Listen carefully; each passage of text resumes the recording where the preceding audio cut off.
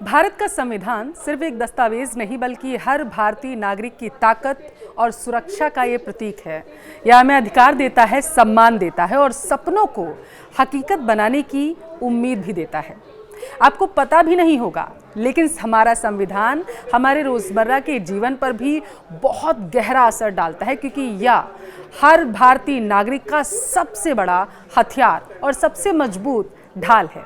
तो चलिए इस वीडियो में आपको बताते हैं कि संविधान नागरिकों के लिए आखिर क्यों इतना जरूरी है। नमस्कार, आपके साथ मैं पल्लवी रविंद्र सिंह। देखिए, संविधान के भाग 3 में अनुच्छेद 14 से 32 तक आपको 6 मौलिक अधिकार मिलते हैं। समानता, स्वतंत्रता, शोषण के खिलाफ, धर्म की आज़ादी, सांस्कृतिक, शैक्षिक अधिकार और इसके साथ सबसे ताकतवर संवैधानिक का अधिकार जो है वो मिलता है, वो अनुच्छेद 32 के अनुसार मिलता है। अगर कोई आपका अधिकार छीन लेता है तो आप सीधे सुप्रीम कोर्ट जा सकते हैं। और सबसे बड़ी बात ये कि यह अधिकार आपको सरकार से भी सुरक्षा पूरी तरीके से देता है। दूसरा ये कि कानून सबके लिए हमारे संविधान में बराबर है। देखिए, अनुच्छेद 14 यह कहता है कि राज्य किसी नागरिक के साथ भेदभाव नहीं कर सकता है, चाहे आप अमीर हों, गरीब हों, हिंदू हों या मुस्लिम हों, पुरुष हो, महिला हो। कानून की नज़र में सब लोग एक समान हैं, बराबर हैं। संविधान ने जाति, धर्म, लिंग के आधार पर होने वाले भेदभाव को भी जड़ से खत्म करने की कोशिश की है। यह आपको आत्मसम्मान से जीने का मौका देता है।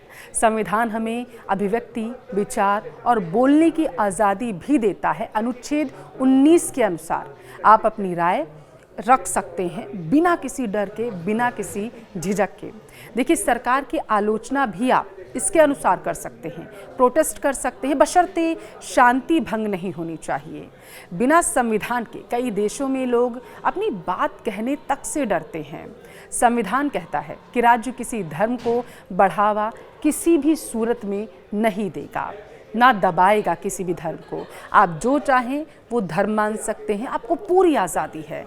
आप अपना धर्म बदल भी सकते हैं, या आपकी अगर मर्जी हो तो आप कोई भी धर्म ना मानने के लिए भी पूरी तरीके से स्वतंत्र हैं। या विविधता वाले भारत के लिए सबसे ज़रूरी है ताकि कोई भी धर्म के नाम पर आपको किसी भी तरीके से परेशान ना कर पाए।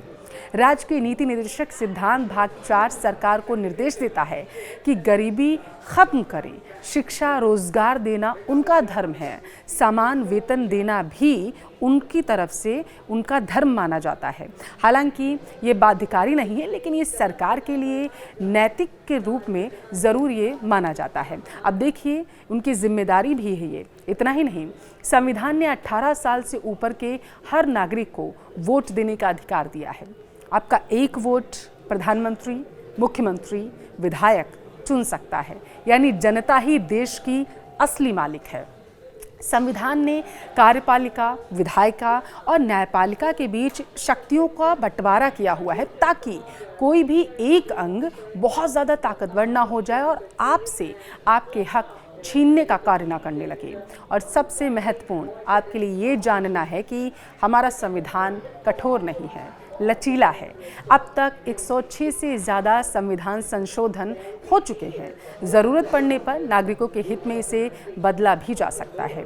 1976 में हुए 42वें संशोधन से संविधान में 11 मौलिक कर्तव्य जोड़े गए थे, जिनमें संविधान का पालन, राष्ट्रीय एकता, पर्यावरण संरक्षण है, वैज्ञानिक सोच आदि शामिल किए गए थे। याद रखें, संविधान सिर्फ अधिकार नहीं है, जिम्मेदारी भी देता है, ताकि हम सब मिलकर बेहतर भारत बना सकें।